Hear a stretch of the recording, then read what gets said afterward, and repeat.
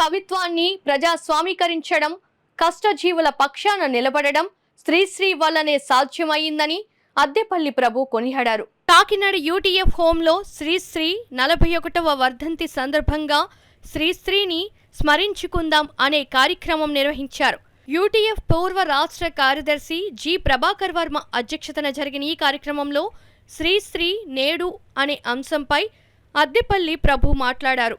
సాధారణ ప్రజలు కూడా శ్రీశ్రీ కవితలు చదివి స్ఫూర్తి పొందుతారన్నారు.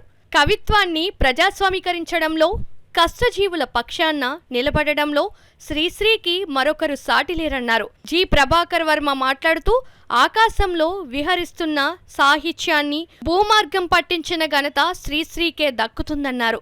ఈ సమావేశంలో జేవీవి జిల్లా అధ్యక్షులు కేఎంఎంఆర్ ప్రసాద్, పెన్షనర్ల సంఘం నాయకులు కె సత్యరాజు, ఆవాజ్ కన్వీనర్ ఇబ్రహీం తదితరులు శ్రీశ్రీ కవితలు చదివి వినిపించారు. శ్రీశ్రీ చిత్రపటానికి పూలమాలలు వేసి నివాళులర్పించారు. ఈ కార్యక్రమంలో పలివేల వీరబాబు స్వాగతం పలికగా వి శ్రీరామరావు వందన సమర్పణ చేశారు.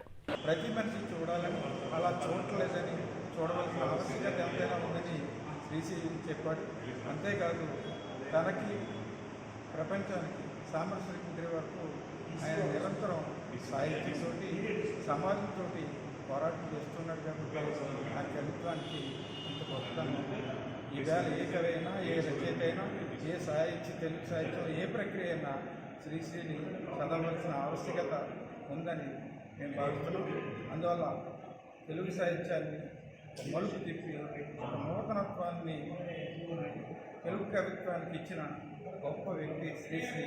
శ్రీశ్రీని తప్పించి తెలుగు సాహిత్యాన్ని చూడలేవు. శ్రీశ్రీ అని తెలుగు కవిత్వం జీవితంలో కూడా అన్ని ప్రయోగాలు చేశారు. ఒక కవిత్వాన్ని ప్రజలందరూ చదువుకునేలాగా, ప్రజలందరూ రాయగలిగినటువంటి విధంగా కవిత్వాన్ని ప్రజాస్వామ్యం చేసినటువంటి ఒక గొప్ప కవి శ్రీశ్రీ.